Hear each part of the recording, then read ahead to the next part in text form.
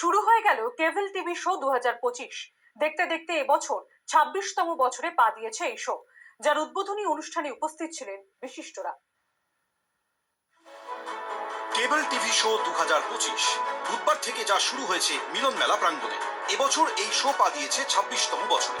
সময়ের সঙ্গে সঙ্গে কেবল টিভি ব্রডব্যান্ডের যে বিভিন্ন রকম উন্নতি হয়েছে সেই সংক্রান্ত বিভিন্ন তথ্য রয়েছে মেলায় থাকা স্টলে। শুধু পশ্চিমবঙ্গ নয়, বাইরের রাজ্য থেকেও বিভিন্ন মানুষ সামিল হয়েছেন এই শোতে। এটা আমাদের 26তম কেবল টিভি শো।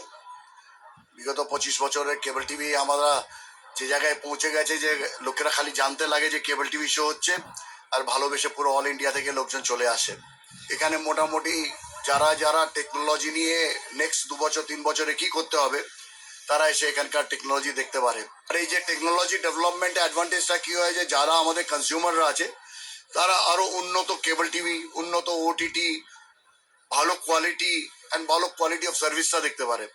তো সেটাই আমাদের উদ্দেশ্য। এটা আমাদের ইস্টার্ন ইন্ডিয়ার সবচেয়ে বড় এক্সিবিশন হয় প্রত্যেকবার।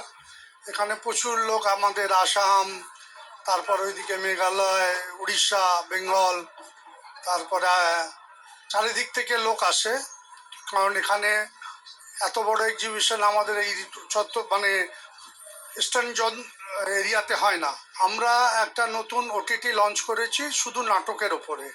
সেটা হচ্ছে যে এর আগে এত নাটক আমাদের মানে হয়েছে, ধরে নিন লাস্ট 100 বছর তো না হলেও 70-80 বছর নাটক খুব ভালো হয়েছে। উৎপল দত্ত এবং অনেক বড় বড়, তাদের কিন্তু কোনো আর্কাইভ করা ছিল না।